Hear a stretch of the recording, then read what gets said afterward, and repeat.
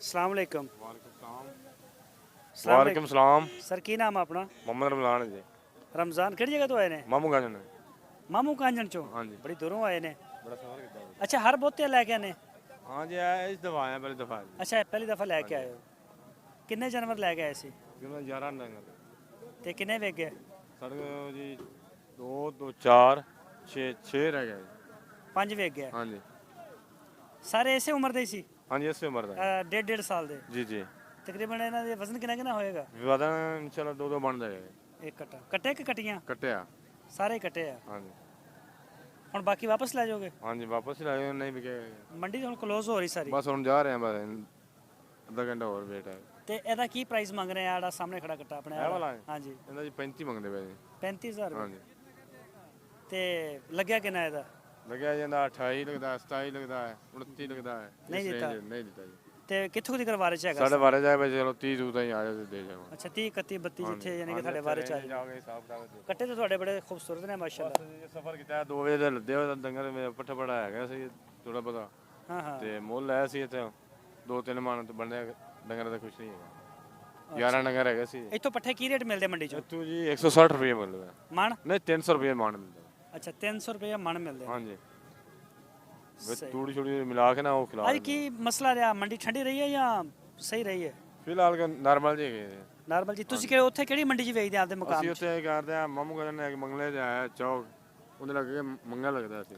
अच्छा मंगल ਹਾਂਜੀ ਉਹ ਕਿੱਡੀ ਕੁ ਵੱਡੀ ਮੰਡੀ ਹੈ ਛੋਟੀ ਜਿਹੀ ਹੈ? ਉਹ ਇਸ ਤੋਂ ਛੋਟੀ ਹੈਗੀ।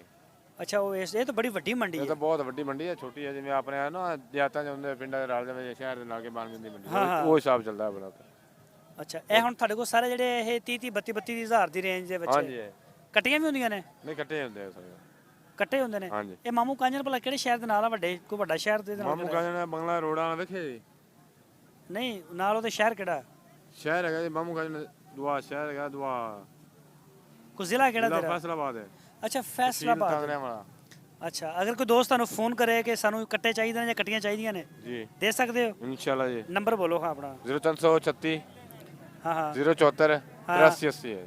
82 8380 83 80। ਹਾਂਜੀ ਚਲੋ ਤੁਹਾਨੂੰ ਕੋਈ ਅਗਰ ਜ਼ਰੂਰਤ ਹੋਏਗੀ ਤੁਹਾਡੇ ਇਲਾਕੇ ਤੋਂ ਉਧਰੋਂ ਤੁਹਾਨੂੰ ਫੋਨ ਕਰ ਲੈਣਗੇ। ਠੀਕ ਹੈ ਸਰ ਓਕੇ ਸਰ ਇਨਸ਼ਾਅੱਲਾ ਤਾਬੇਦਾਰ ਆ ਬੰਦ। ਠੀਕ। ਇਹ ਨਸਲ ਕਿਹੜੀ ਹੈ ਵੈਸੇ? ਇਹ ਨਸਲ ਆਪਣਾ ਦਿਹਾਤਾਂ ਦੀ ਹੁੰਦੀ ਹੈ ਸ਼ਹਿਰਾਂ ਦੀ। ਅੱਛਾ ਤੁਸੀਂ ਇਹ ਦਿਹਾਤਾਂ ਚੋਂ ਫਿਰ ਕੇ ਖਰੀਦੇ? ਹਾਂਜੀ ਉੱਥੇ ਹੀ ਫਿਰ ਕੇ ਲੈ ਜਾ ਮੰਡੀ 'ਚ ਵੇਖ ਲੈ ਕੋ ਵਾਰੀ ਦਾ ਬਣ ਜਾਏ ਉਹ ਲੈ ਜਾਂਦੇ ਤੇ ਦਿਹਾਤਾਂ ਨੂੰ ਜ਼ਿਆਦਾ ਲੈ ਜਾ।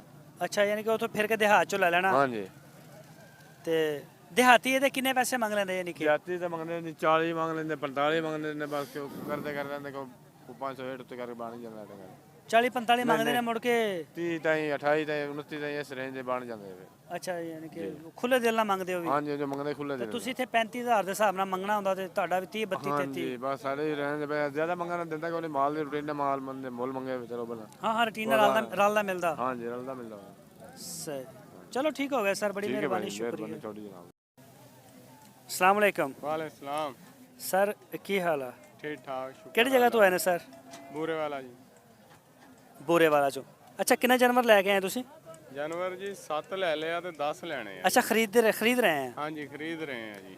ਅੱਛਾ ਅੱਛਾ ਤੇ ਇਹ ਜਿਹੜੇ ਐਸੇ ਸਾਈਜ਼ ਦੇ ਖਰੀਦਦੇ ਤੁਸੀਂ? ਐਸੇ ਸਾਈਜ਼ ਦੇ ਪਹਿਲੀ ਵਾਰ ਲੱਗੇ ਆ ਖਰੀਦਣ ਜੀ। ਅੱਛਾ ਨਵਾਂ ਸ਼ੁਰੂ ਕੀਤਾ ਕੰਮ? ਹਾਂਜੀ ਸਹੀ ਹੋ ਗਿਆ।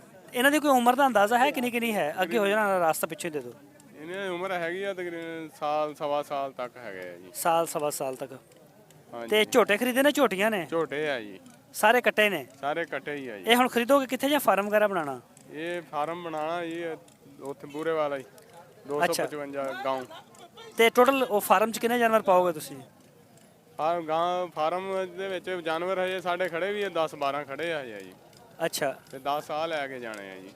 ਤੇ ਪੱਠਿਆਂ ਤੇ ਪਾਲਦੇ ਹੋ ਉੱਥੇ ਜਾਂ ਵੰਡੇ ਵਗੈਰਾ ਤੇ? ਹਜੇ ਤਾਂ ਪੱਠੇ ਆ ਜੀ।